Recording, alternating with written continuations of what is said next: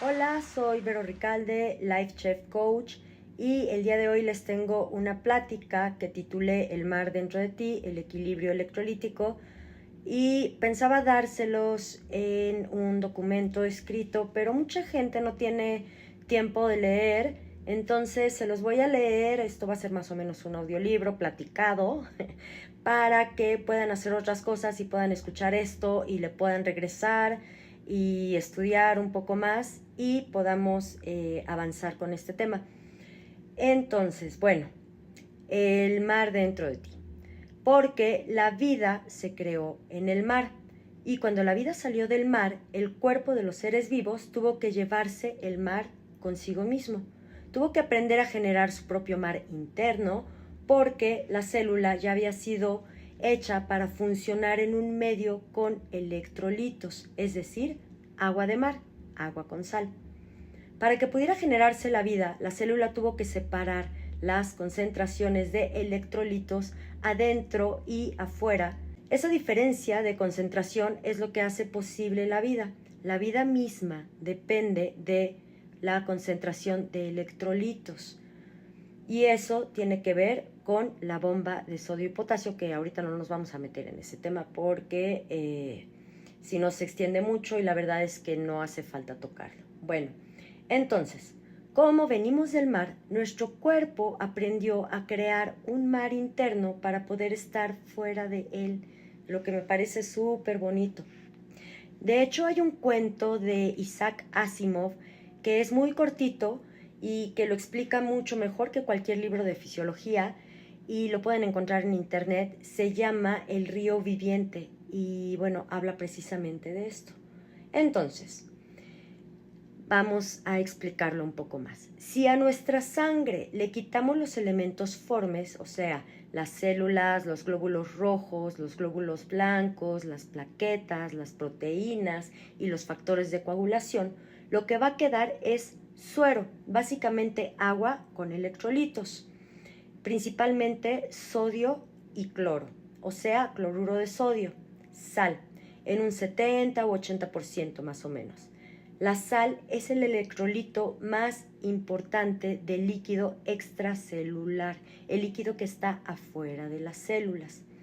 Ejemplos de líquido extracelular, por ejemplo, el líquido cefalorraquídeo, el líquido sinovial, etc. Bueno, ¿ustedes recuerdan, o si han tenido hijos o cuando estaban chiquitos, qué pasaba cuando se enfermaban del estómago? ¿Qué les mandaba el doctor o qué les daba su mamá? Suero, ¿no? Y aparte, caldito de pollo, caldito de verduras, incluso pues en el hospital también te lo dan, ¿no? El caldo de pollo y de verduras no es otra cosa más que agua con sal, y porque tiene muy pocos nutrientes. Es agua con sal y es bastante alcalino. Entonces, en realidad, lo que te están haciendo es darte suero, y a través del caldo, que siempre dicen que el caldo cura, pues es suero, también es agua con sal. Si nosotros reponemos el agua perdida en nuestro cuerpo, pero no compensamos con sal, vamos a crear un desequilibrio. La proporción ideal de sal en el líquido extracelular es de 6 a 6.9 gramos de sal por litro de líquido, pero no podemos encontrar esa proporción en los alimentos fuera de nuestro cuerpo, más que en el agua de coco, que es muy parecido, y en la carne cruda de los animales que consumimos, porque bueno, estamos consumiendo el suero. El agua per se no conduce electricidad. Y me van a decir, oye, no, pero pues es que si está lloviendo y cae un rayo a través del agua, nos electrocutamos. Sí, porque tiene electrolitos, pero el agua H2O, el agua destilada sin electrolitos, no conduce la electricidad. Necesita electrolitos para poder conducir la electricidad. Electro significa electricidad, lito significa piedra. Y bueno, los electrolitos fueron descubiertos por ahí del siglo XVIII. El agua, cuando tiene electrolitos, ya dijimos que entonces sí puede conducir la electricidad. Y como sabemos, la vida es un gran proceso eléctrico. Por eso pueden medir nuestros procesos vitales a través de electricidad, como con los electrocardiogramas, los electroencefalogramas, etc. Entonces, si la vida es un gran fenómeno eléctrico que solo ocurre en un medio acuoso con electrolitos, porque bueno, ya dijimos que el agua sin electrolitos no conduce electricidad, entonces el agua sola es tóxica para la vida porque interrumpe el flujo de electricidad. ¿Me siguen? Bueno, estamos hechos de agua, todo el tiempo lo escuchamos, pero no de agua sola. Estamos hechos de agua con electrolitos y todas nuestras secreciones acuosas tienen electrolitos, son saladas. El sudor, las lágrimas, la orina, hasta los mocos, ¿no? Bueno, el agua embotellada, el agua filtrada, los tés, los cafés, los refrescos, el alcohol, los jugos, el agua de sabor, no tienen la cantidad de electrolitos necesarios en la proporción correcta, que ya dijimos que es de 6 a 6.9 gramos por litro de agua. Si nos tomamos esos líquidos a lo largo del día, el cuerpo, los riñones, tienen la capacidad de diluir la orina o concentrarla dependiendo la cantidad de sal y agua que se ingiera. Si tomas más líquidos que sal, el cuerpo va a retener sal y sacar líquidos. Si comes más sal que líquidos, el cuerpo va a retener líquidos y va a sacar sal.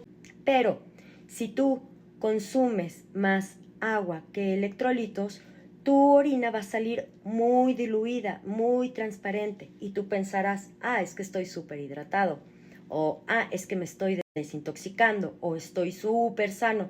Y no, lo único que está sucediendo es que estás perdiendo electrolitos y estás sacando demasiado líquido porque consumiste demasiado líquido. Ahora, si comes mucha sal y no todo líquido, tu cuerpo, ya dijimos que va a sacar sal y va a retener líquidos. Y entonces tu orina va a salir mucho más concentrada. Esto también pasa cuando hace mucho calor y sudamos mucho, o cuando hacemos mucho ejercicio y no nos podemos hidratar, ¿no? En un maratón o ondas así, nos vamos a dar cuenta que nuestra orina sale muy concentrada. Y lo que pasa es que el cuerpo está guardando líquido porque aparte pues está sudando, está respirando y el cuerpo dice no, entonces lo que tengo que sacar es más electrolitos y menos líquido.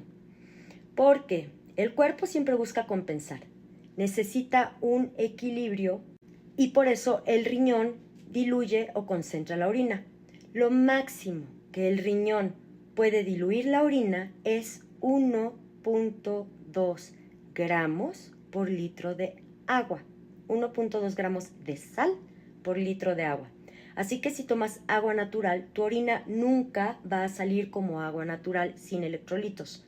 ¿Ok? Bueno, también salen otros desechos, pero tu orina nunca va a salir sin electrolitos.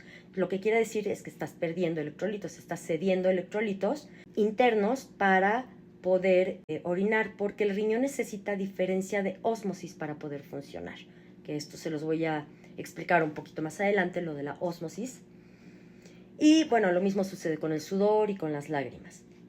Así que si tomas más agua e ingieres menos sal de la proporción mínima, que es 1.2 gramos por litro de agua, el agua se convierte en tóxica y entonces sí te puedes estar intoxicando por beber agua natural o líquidos, cualquiera que este sea, sin compensarlos con sal.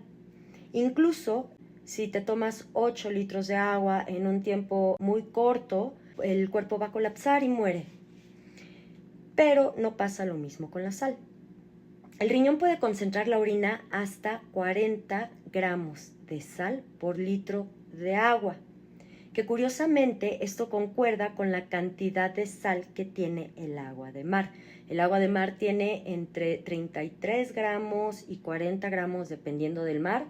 Eso explica por qué hay náufragos que sobrevivieron un montón tomando agua de mar, porque el cuerpo sí puede aguantar esa concentración de sal. No estoy diciendo que se tomen esa concentración, pero sí puede. Incluso en Nicaragua existen más de 60 dispensarios de agua de mar para su población para sanar diferentes enfermedades. Y la población lo toma. Incluso hay entrevistas en donde platican qué es lo que han sanado a través del agua de mar. Ahora, ¿qué pasa si consumes más cantidad de los 40 gramos de sal que pueden concentrar los riñones? Te da diarrea, diarrea acuosa. Sin embargo, en la antigüedad, cuando la comida no se podía refrigerar, uno de los medios de preservación más utilizados era conservarla en sal. Entonces las personas de Europa en la antigüedad llegaban a consumir hasta 80 gramos de sal por día. Y bueno, mucho más atrás hasta se pagaba con sal, ¿no? De ahí viene la palabra salario, por ejemplo. Bueno, entonces ya tenemos un rango. En estado óptimo, por cada litro de agua debe de haber 6 a 6.9 gramos de sal y a esto se le llama solución isotónica. Iso quiere decir igual, tono, concentración por ósmosis. Lo mínimo es 1.2 gramos por litro de agua y esto es una solución hipotónica, hipo menos, ¿no? Y lo máximo son 40 gramos de sal por litro de agua y esto es una solución hipertónica. Bueno, lo que nos dicen los expertos de la salud es que para estar sanos debemos beber diariamente 35 mililitros de agua por kilo de tu peso y este consumo es independiente de otros líquidos, jugos, salsas, café, sopas, etcétera, alcohol.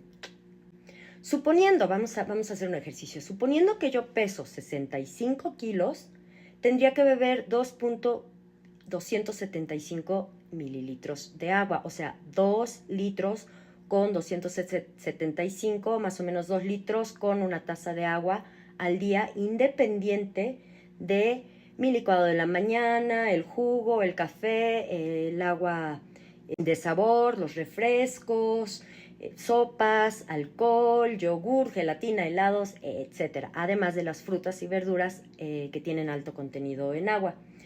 Si sumo todo eso, yo estaría teniendo una ingesta más o menos de 4.3 litros y me estoy viendo pues, bastante baja, pero bueno, vamos a dejarlo ahí. Así que mi consumo óptimo de sal tendría que ser de 28 gramos. Si multiplicamos 6.5 más o menos por los 4.3 litros, redondeado, vamos a decir que yo tengo que comer 28 gramos de sal por día.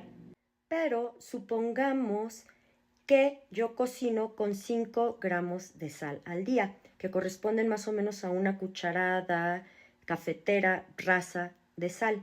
Entonces yo cocino con 5 gramos de sal y me tomo 4.3 litros de líquido porque es lo que es sano según la OMS.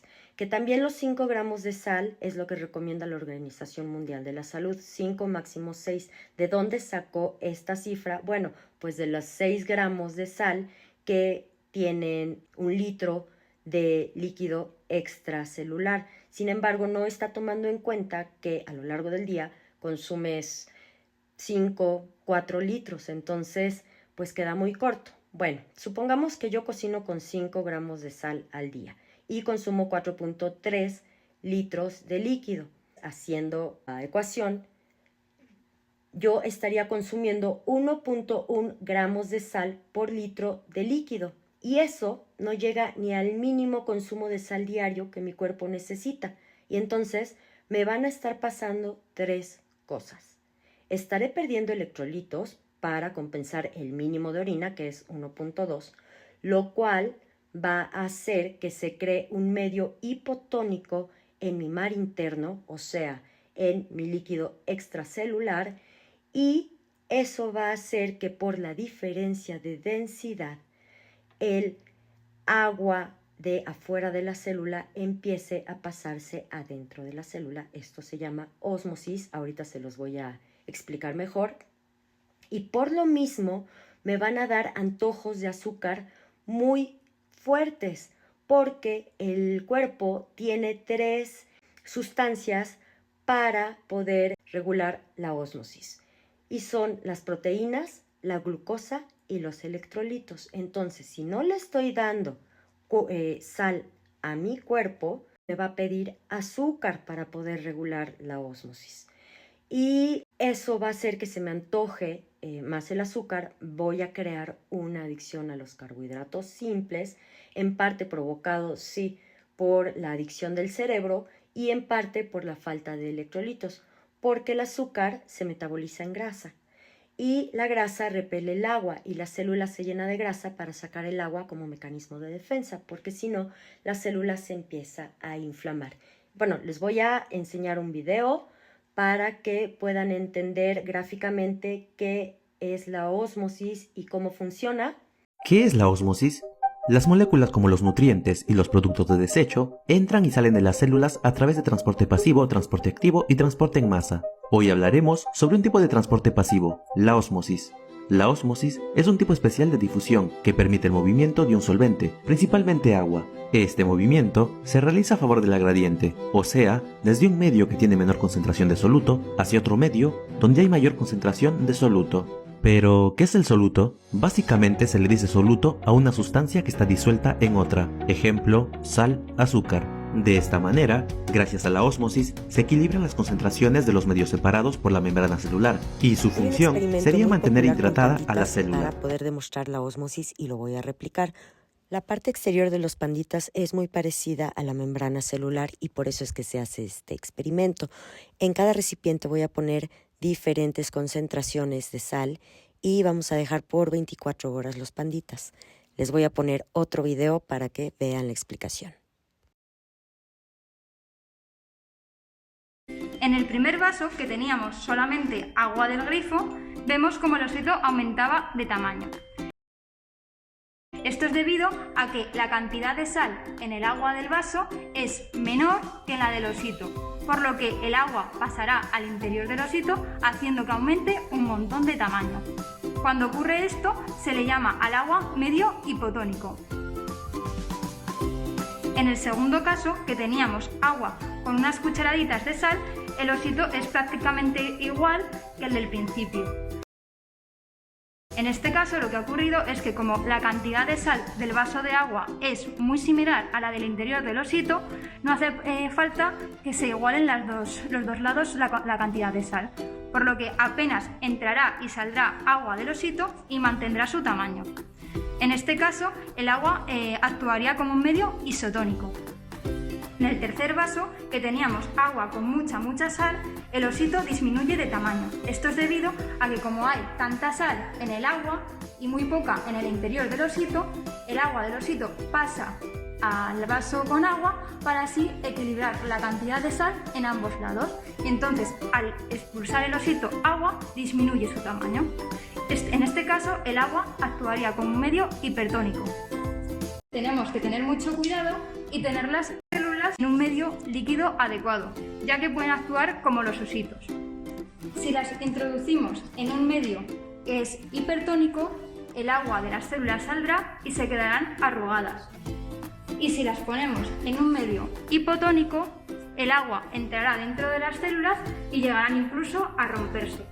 Bueno, ahora que ya entendemos un poquito mejor la ósmosis, les voy a decir: tomar agua sin compensar con sal deshidrata. Cuando hay una cantidad muy alta de líquido sin electrolitos en el cuerpo, el líquido interno del cuerpo se empieza a volver hipotónico, como ya lo vimos. Hipo menos. Menos ¿qué? Menos electrolitos. Y esto va a generar una diferencia de presión adentro y afuera de la célula, entre el líquido que está adentro de la célula y el líquido que está afuera. La presión del líquido siempre se va a dirigir a donde hay más electrolitos para compensar. Y esto es adentro de la célula, porque afuera se ha convertido en un medio hipotónico, ya dijimos, ¿no? Entonces, por ósmosis, el líquido extracelular va a invadir a las células, hinchándolas. Y a esto se le llama edema intracelular, mejor conocido como celulitis. Pero esto no solo pasa en las capas de la dermis, o sea, no solo es la celulitis que se empieza a ver en, no sé, en las piernas, en los brazos. Esto también pasa en los órganos internos, en todos los órganos. Ahora, si la célula se hincha demasiado, llega un punto en que se rompe. Esto pasa sobre todo en las células que hay en la sangre. Un glóbulo rojo en promedio vive 125 días, pero si tienes edema intracelular y el glóbulo rojo se hincha y se rompe, revienta, solo va a vivir 15 o 20 días. Y esto provoca anemia subclínica, que se traduce en cansancio crónico, en hipoxia, en falta de atención, etc. Aunque suplementes con hierro, no vas a poder revertir la anemia subclínica. Ahora, esto no solo pasa en los glóbulos rojos de la sangre, en los glóbulos blancos también sucede, pasa lo mismo, se inflaman y cuando pasan por el vaso se rompen y esto va a causar baja del sistema inmune y por lo mismo infecciones repetitivas y crónicas de todo tipo, o sea, de vías urinarias, respiratorias, genitales, etcétera, etcétera. Entonces, vamos a ver cuáles son los síntomas por intoxicación de agua. Celulitis, empezando por ahí, dolor de cabeza, dolor articular, cansancio crónico, caída de cabello, problemas de atención, falta de memoria, problemas de peso, mareo, vértigo, zumbido de oídos, ataques de pánico y de ansiedad, fibromialgia, disautonomía, problemas de tiroides, problemas endocrinos, retención de líquidos, anemia subclínica, inflamación crónica y etcétera. Actualmente, muchos de estos síntomas se le atribuyen al estrés y en realidad no es el estrés, es una descompensación entre el líquido que consumimos y los electrolitos. Con el exceso de líquido, uno de los órganos que más sufre es la tiroides, porque con la baja de electrolitos la conductividad en el cuerpo es mucho menor y tiene que trabajar más y hacer más esfuerzo para regular la energía para poder controlar las funciones como la respiración, el ritmo cardíaco, la digestión y etc. Por eso, cuando hay alguna persona que empieza a tomar mucha agua para poder bajar de peso, al principio sí bajan, aceleran el metabolismo, que eso es lo que se dice coloquialmente, pero en realidad lo que están acelerando es a la glándula tiroides, le están poniendo a trabajar a marchas forzadas y están creando hipertiroidismo, pero después la tiroides se cansa, se agota y se cae en hipotiroidismo. Ya no pueden bajar de peso, empiezan a ganar peso y entonces, si vamos por la misma ruta, los ataques de pánico y de ansiedad tienen una fisiopatía muy interesante, porque lo que se trata como algo emocional en realidad es fisiológico. Cuando se toma agua de más sin compensarla con sal, como en el ejemplo que ya vimos de la tiroides, ok, quiero bajar de peso, entonces voy a incrementar mi consumo de agua, voy a restringir mi ingesta de carbohidratos y además voy a aumentar mi actividad física, que es lo que todo el mundo hace. Bajo los carbohidratos, hago un montón de ejercicio y tomo un montón de agua. Y esto podría sonar muy sano, pero en realidad no lo es, porque se crea la fórmula perfecta para desarrollar ataques de ansiedad y de pánico. Porque cuando se pone a trabajar tanto el cuerpo a marchas forzadas, que ya lo vimos, se agotan repentinamente las reservas de glucosa en sangre y se genera una crisis hipoglicémica. Y una crisis hipoglicémica tiene todos los síntomas que ahora nombran como ataques de ansiedad y de pánico, o sea, ansiedad, angustia, taquicardia, sudor, entumecimiento de manos, palpitaciones, dificultad para respirar, mareo, temblores, dolor en el pecho, dolor de estómago o náuseas, confusión mental y bueno, obviamente todo esto genera muchísimo miedo que agrava más los síntomas. Y si ustedes pudieran googlear síntomas de ataques de pánico y síntomas de crisis hipoglicémica, verían que son los mismos. Esto es muy interesante. Si pueden, háganlo. Ahora, todos estos síntomas, todos, no solo los de los ataques de pánico y las crisis hipoglicémicas, se pueden revertir tomando agua con electrolitos en la proporción correcta, es decir, tomando suero. Solo cuando se tiene sed y agregando sal a la comida y compensando las bebidas que no pueden llevar sal. Te preguntarás si tanta sal no te va a hacer daño. Pero bueno, ¿cómo te va a hacer daño algo de lo que estás hecho? Cuando alguien está internado en un hospital, lo primero que hacen es canalizarle suero intravenoso. Y nunca ves al doctor decir, oigan, ¿y no será demasiada sal? Y le están poniendo 6 gramos, 6.9 gramos de sal, de cloruro de sodio y otros compuestos por litro. Y el doctor no está preguntándose si va a ser demasiada sal y si le va a hacer daño.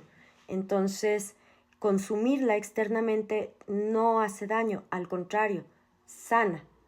La investigación en la cual se argumentó la idea de que la sal sube la presión arterial se basó en la dieta del arroz y su resultado fue bastante mal interpretado porque era una dieta en donde no es que se restringiera la sal per se, sino que se restringió el consumo de líquido y se aumentó muchísimo la cantidad de carbohidratos. Y bueno, como ya vimos, eso tiene un efecto sobre ósmosis.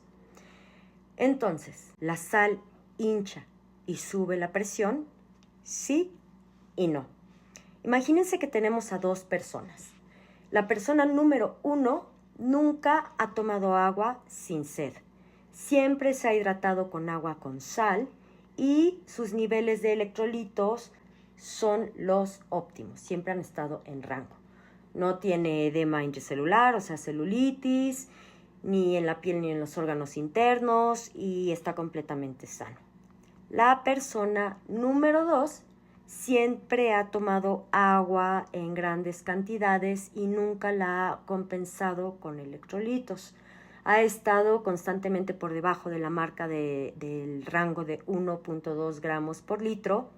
Tiene edema intracelular y varios de los síntomas que, bueno, ya hemos mencionado. Supongamos que son amigos y los 2 se citan para ir a comer. Y entonces en la comida piden como entrada unas aceitunas y un plato de jamón serrano con unos quesos maduros y después se comen una pizza con anchoas y durante la comida se toman unos 2 clamatos preparados y escarchados y bueno, se van. Supongamos que en esa comida pues, comieron unos 10, 15 gramos de sal cada uno. ¿Qué va a pasar? La persona número 1, que está dentro del rango normal de electrolitos, lo que va a suceder con ella, con su riñón, es que va a concentrar más sal para desecharla en la orina.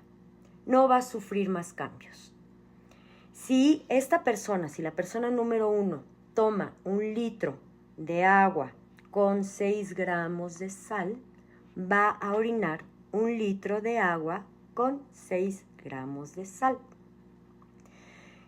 Si toma 1 litro de agua sin sal y no la compensa, entonces va a orinar 1 litro de agua con 1.2 gramos de sal que va a tomar internamente.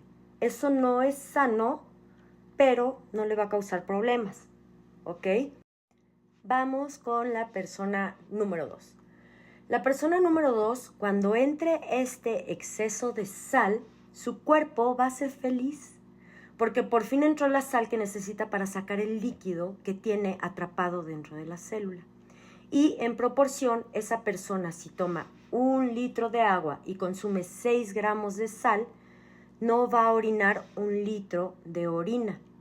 Va a orinar 1.3 hasta 1.5, es decir, su cuerpo va a sacar más agua de la que entró, porque la sal que consumió saca por ósmosis el líquido que estaba atrapado dentro de la célula. Al salir este líquido y volver a formar parte del líquido extracelular, esta persona se va a hinchar, sí, y se va a ver hinchado, ¿no? Ay, es que tomé clamato y amanecí con los ojos hinchados, y me toco los tobillos y están hinchados, y las manos están hinchadas. Bueno, esto es porque se salió líquido de las células y se fue al líquido extracelular. Una vez que este líquido se va al torrente sanguíneo, el volumen va a aumentar. El volumen sanguíneo es como de 3 a 3.5 litros de sangre en el cuerpo. Cuando las células saquen este líquido, puede aumentar hasta 500 mililitros, hasta medio litro, que se va a ir al torrente sanguíneo. Y eso sí va a aumentar la presión, pero no significativamente, no peligrosamente, ¿ok? Cuando baja, pues es de horas hasta 2 días, dependiendo lo que se tarden los riñones en sacar esa agua. Aunque se le echa la culpa a la sal, tanto de que te hincha como de que te sube la presión, en realidad lo que está haciendo es curarte. Así que si te inflamas cuando comes sal, quiere decir 2 cosas: que tienes edema intracelular y que estás sanando. De esto que les acabo de contar, hay varias investigaciones, muchas hechas por el Instituto Politécnico Nacional de Medicina. Aquí en México se ha trabajado mucho en investigación y en clínica con esto, y también se han hecho varias investigaciones con perros, y estas investigaciones, los datos vienen en el Guyton y Hall de Fisiología. Uno de los libros más reconocidos en este tema es The Salt Fix, del Dr. James de Nicolantonio, que es un prestigioso cardiólogo y que ha hecho muchísimas investigaciones en este rubro. Entonces, para sanar los síntomas por intoxicación de agua, debemos llegar a la proporción correcta de líquido y electrolitos en el cuerpo, ¿sí? Una persona que tiene sobrepeso, por lo menos un 40% de ese sobrepeso es líquido atrapado en las células. Entonces, para que pueda terminar de bajar de peso, o para que pueda empezar a bajar de peso, cualquiera de las dos, tendría que empezar a regular su ingesta de líquidos y compensarla con sal. Esto no se hace de un día para otro. Sabemos que debemos ingerir mínimo 6 gramos de sal por litro de agua, ¿ok? Todos los días por litro de agua. Y esta proporción es la correcta, basada, ya lo dijimos, en un cuerpo que ya está equilibrado. Pero un cuerpo con exceso de agua, con edema intracelular, tomará la sal que ingieres. Cuando empieces a aumentar tu consumo de sal, va a tomar esa sal para sacar el agua de las células, el agua atrapada en las células. Tenemos que ir incrementando, si tenemos edema intracelular, tenemos que ir incrementando poco a poco la ingesta de sal. ¿Cómo vamos a hacer eso? Podemos empezar con 4 gramos porque no estamos acostumbrados a 6, entonces mínimo con 4, y de ahí ir subiendo 4 gramos de sal por litro, ¿ok? Y de ahí ir subiendo 1.5 gramos cada mes, poquito a poco, durante 6 meses, hasta llegar a 12 gramos por litro. No quiere decir que le vas a echar sal al vino, ni que le vas a echar sal al té, ni al café, ni al jugo, sino que vas a tener que compensar, ya sea si te vas a tomar un café, una taza son 250 mililitros, entonces vas a agarrar 1.5 gramos de sal, y ya sea en un limón o así en un vasito, o te los vas a comer 10 minutos antes de tu café, o hasta 30 minutos después máximo, porque si no, el riñón procesa el líquido y pues ya perdiste electrolitos y ya no es válido. Al empezar a tomar agua con sal, lo primero que va a suceder es que vas a tener mucha sed. ¿Por qué? Porque el cuerpo creará resistencia, porque ya se acostumbró uno, a la baja ingesta de electrolitos y ya sabe trabajar a marchas forzadas y aparte le gustan los líquidos que toma. Entonces, ¿cómo crees que ahora me vas a dar agua con sal? Pues entonces te voy a pedir otro líquido. Es como cuando dejas la Coca-Cola. O la gente que dice, es que si yo no tomo agua de sabor, siento que no se me quita la sed. Es exactamente lo mismo. Yo estoy acostumbrada a tomar agua natural y bueno, ahora estoy tomando agua con sal y al principio, salud. Al principio lo que sucede es que sientes que no te quita la sed. ¿Por qué? Porque tu cuerpo te está pidiendo agua natural, Coca-Cola, agua de sabor, refresco, no sé, lo que estén acostumbrados a beber. Es exactamente lo mismo, es una crisis por adicción. Entonces, el cuerpo te va a hacer sentir sed y que no la puedes saciar hasta que tomas lo que estés acostumbrado a tomar. Para poder superar la crisis, debes incrementar la ingesta de sal lentamente y ser bastante estricto a la hora de medir tu ingesta de líquidos para poder compensarlos. Ya vimos que no es tan sano tomar líquidos sin tener sed, que es como parte de la mercadotecnia pues, de todo este sistema. Yo tomo mucha agua y tomaba mucha agua natural y sentía que estaba súper sana hasta que hace un año empecé a colapsar de muchas formas y mucho tiene que ver con mi manera de hidratación de muchas formas, o sea, hasta tiroides, pero celulitis, pero pues un montón de los síntomas que están ahí. Empecé a incrementar mi ingesta de sal, aún así tengo celulitis y aún así tengo muchos de los síntomas, todavía no me regulo, todavía no estoy en el nivel óptimo, pero lo que sí puedo decir es que al principio sí me daba sed y un antojo loco por agua natural. ¿Cómo sabes si vas bien? Si te da sed y tomas suero y se te quita la sed, vas bien.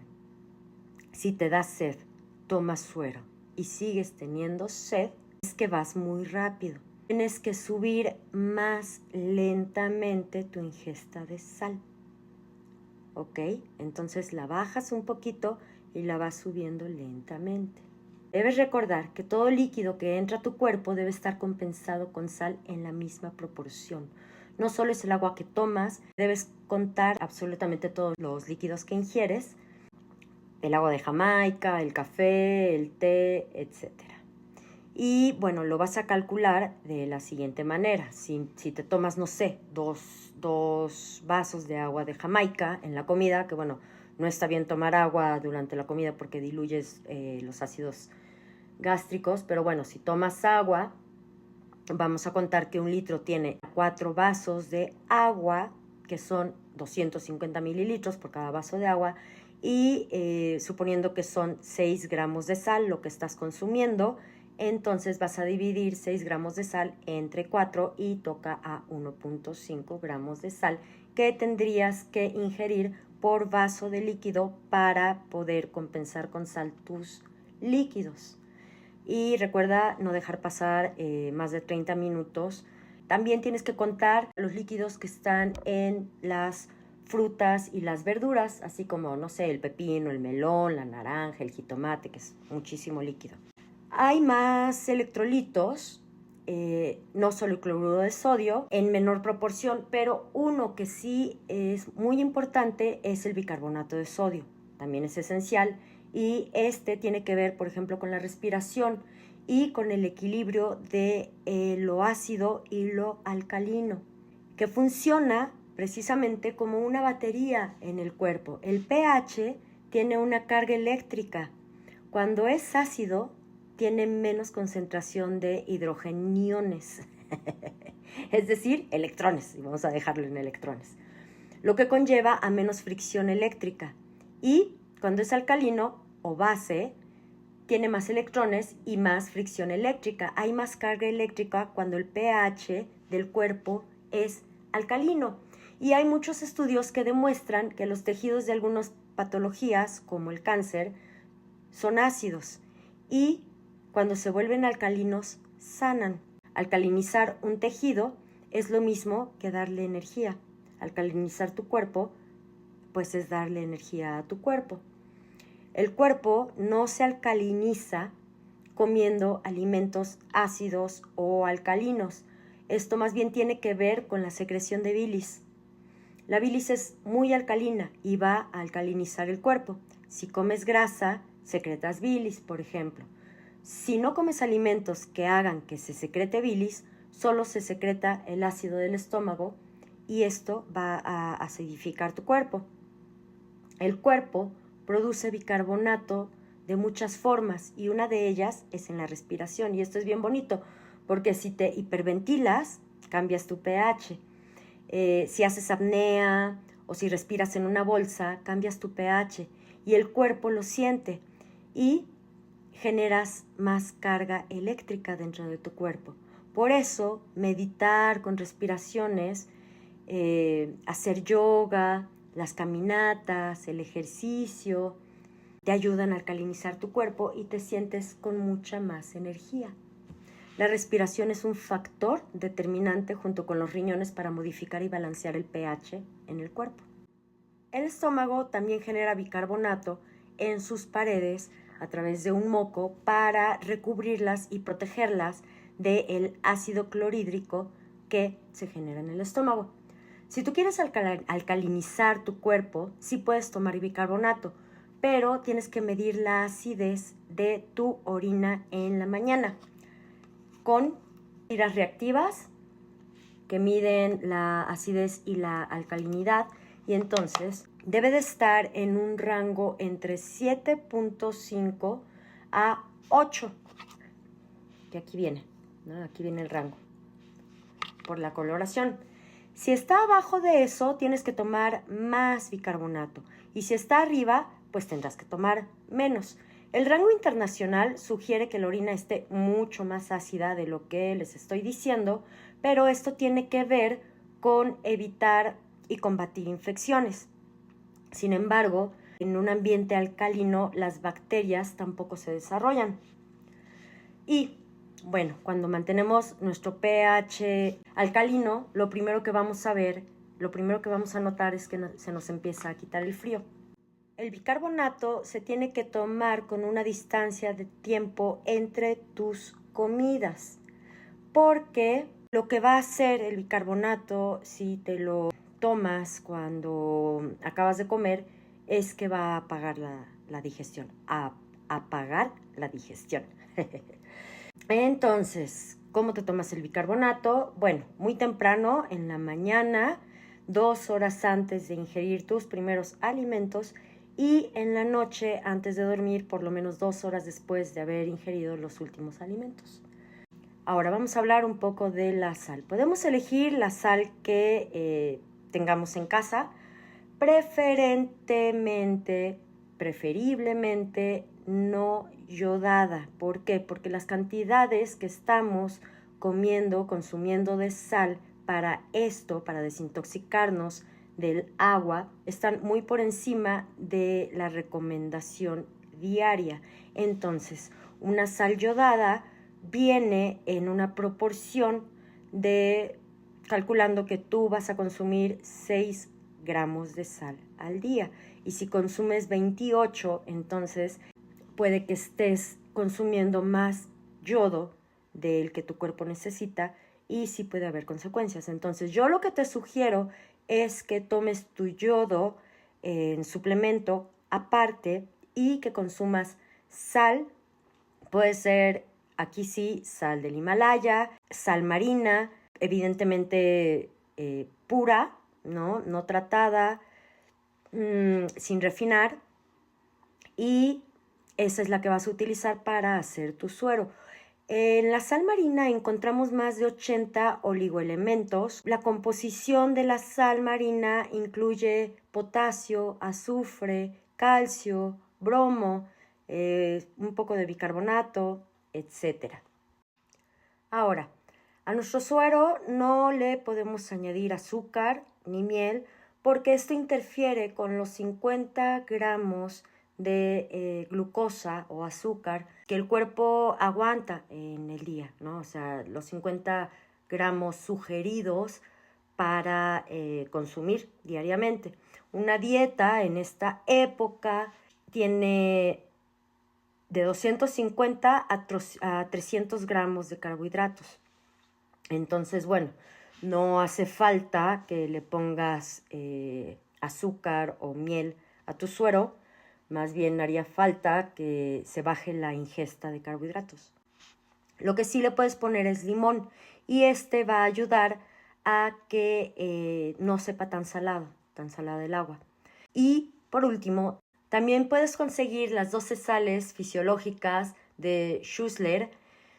Estas las venden en farmacias homeopáticas o las puedes conseguir en internet. Las venden por separado o también todas juntas. Yo te recomiendo que las compres todas juntas y el frasquito sale como en, no sé, 250 pesos y con ellas te vas a estar metiendo las sales fisiológicas que necesitan tu cuerpo para funcionar adecuadamente.